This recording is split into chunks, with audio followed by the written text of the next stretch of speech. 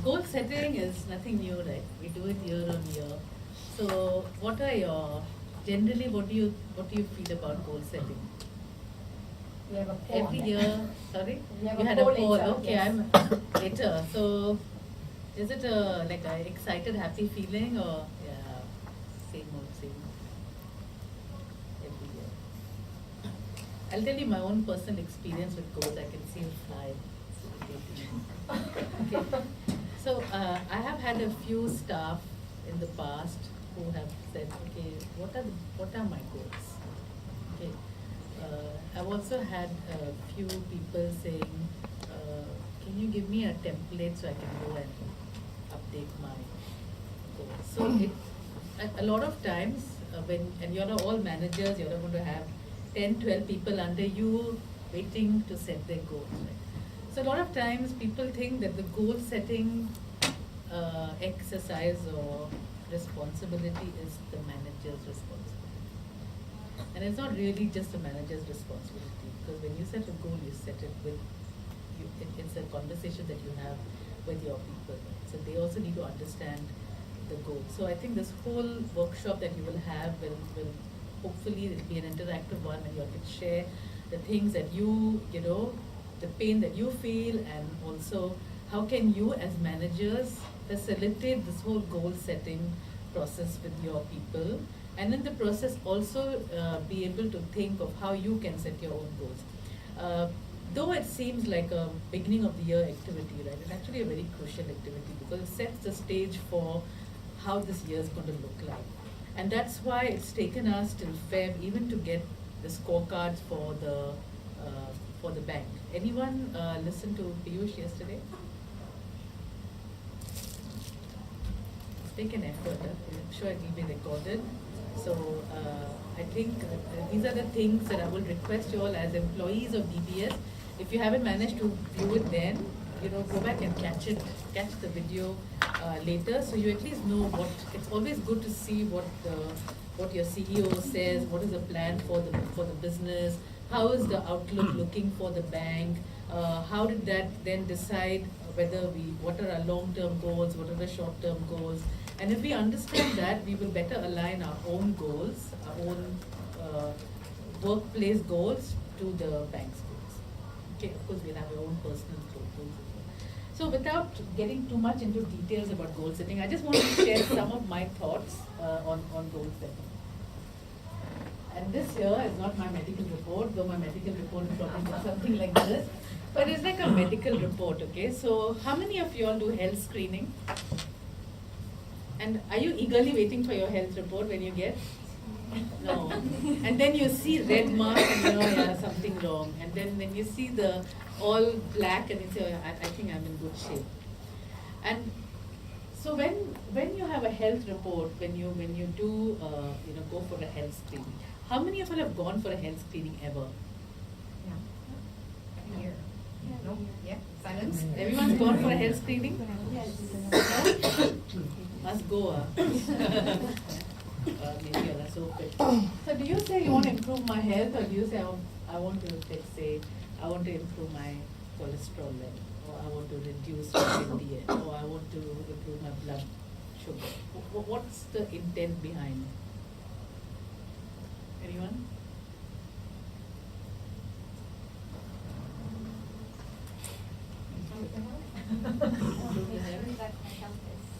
So, yeah, your goal is really about the health. We don't go around talking to everyone say, I want to, unless you have a specific problem. I'm highly diabetic and I really want to bring down my glucose, that can be a specific problem. But largely, I'm just trying to give you all an idea about how you differentiate a metric, a KPI from an actual goal. Yeah. So, I'm trying to draw an analogy to a health report, because if you see a health screening, right, it will have a whole lot of numbers, just like a typical KPI board, right? You have many things, but then they all contribute to your health. Yeah. If I'm trying to lose weight, for instance, actually it's not really going to lead to good health.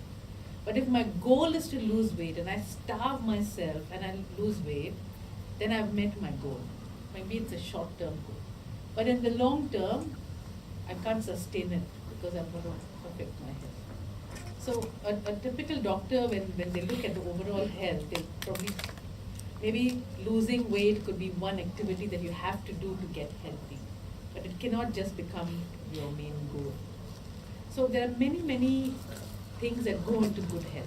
So something similar to having many KPIs that will all be aligned towards one or two common goals, or maybe three common goals that we have. So as a manager and as an individual people, it's also important that we understand the connection between our goals and KPIs. And what are our goals is what we are able to articulate. It's really, really crucial as managers, if you send the wrong message to your people, right, they get obsessed with their KPIs. If you get obsessed with your KPIs, you are not understanding why you're trying to achieve all of that. And then you start chasing those numbers, and after a point, if I'm going to get obsessed with my weight and I stand on the weighing scale every day, but I'm doing nothing to lose weight, then I'm not going to lose that weight, right? So I want you all to start thinking about goals, about how to articulate goals, and also how does it fit into the overall customer centers goals. Because when we design the customer centers goals, we design it in a manner that fits into the group scorecard, the TNO scorecard. And actually, I'm very pleased today because when every year we start doing our planning for the year. We say, what are we going to do for the people? What are we going to do for the customers? What kind of enablement do we need to help all of that to happen? A lot of what we had initially planned is actually now reflected in the group scorecard as well, along the lines of people training, people leadership, employee pain point, all of that. So we are very aligned to what the group scorecard is talking about, what we want to do.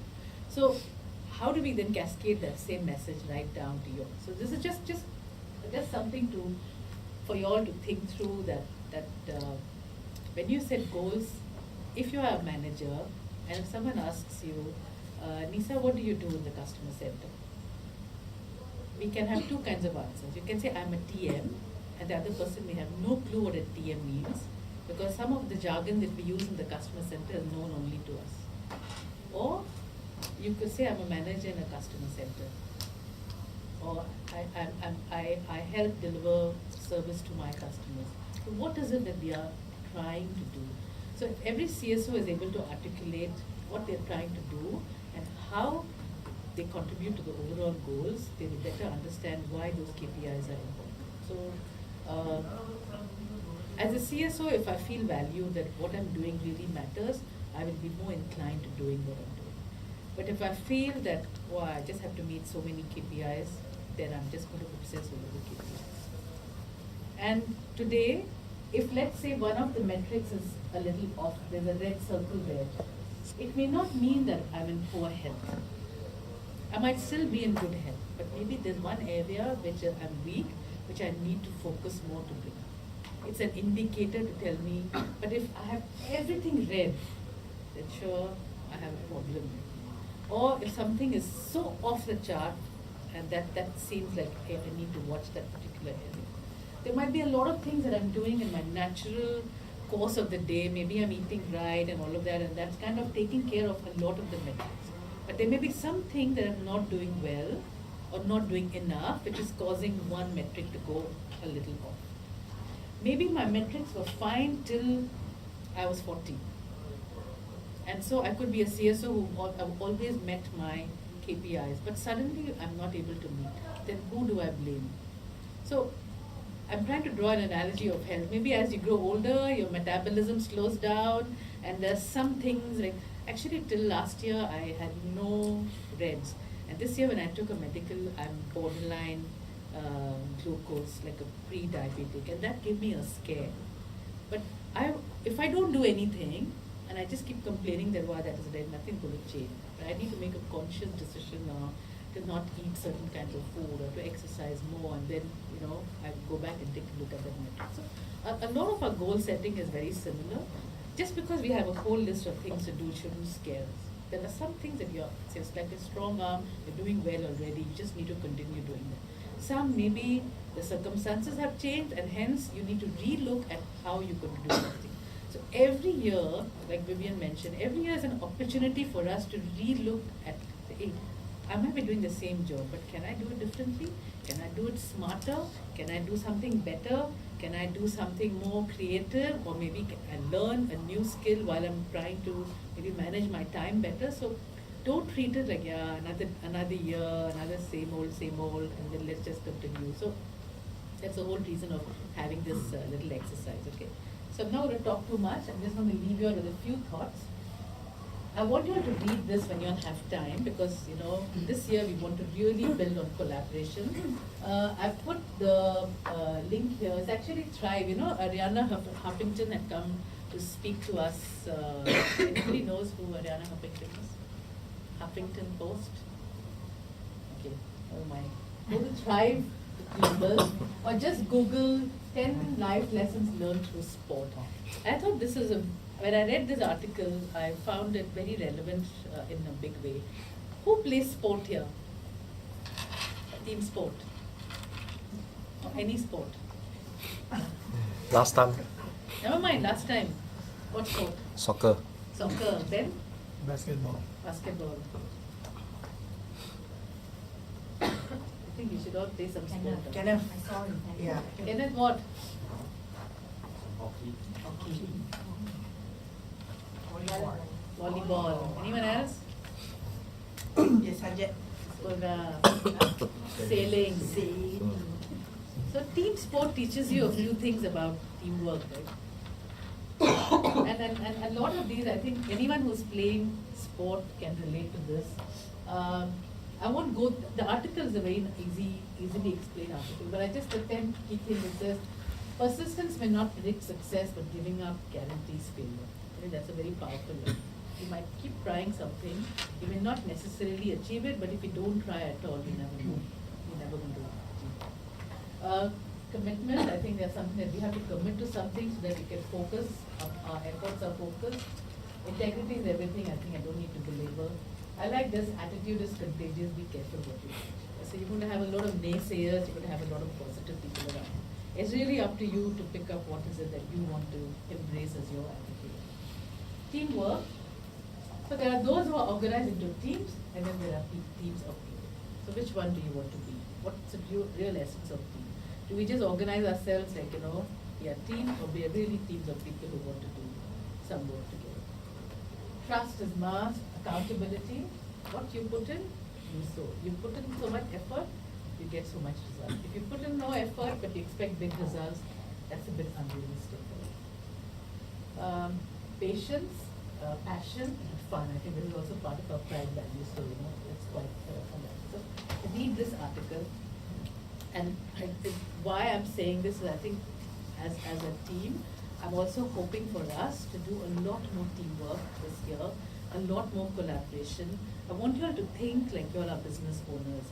So a lot of times you might have an idea, but if that idea hasn't come from your ops manager or from person, don't wait for that idea to come from them. You can also proactively sit up and say, hey, can we do this?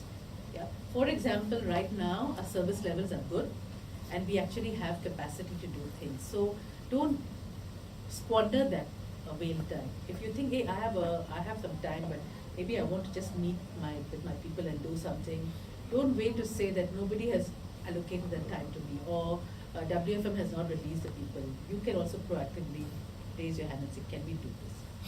So I want you all to start thinking of what we can do as a center, because we can only achieve our goals if you all sign up for it. You all have to say, yeah, I am on board. If you're not on board, then you're going to have a sailing.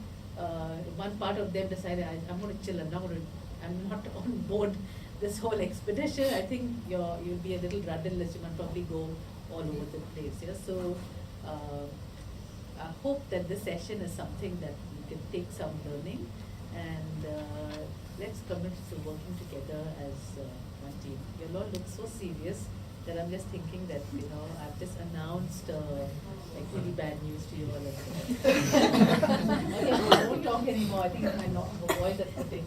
But I like this one very much, and I wanted to share this. That all of us want a gold medal. Yes or no? Yes. We do, right?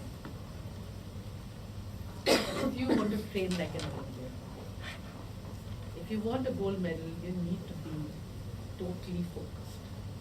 If you want to be that top person, you need to be totally focused. You need to know the things that work, the things that don't work, what you want to, improve. And you need to have that passion through the year. It can't be a flash in the pan. So while we want all the glory, we also need to be willing to know how much pain we have to go through to get that. Okay? So with that thought, I shall not speak anymore, and I shall leave the floor for the voting. Okay? Thank you.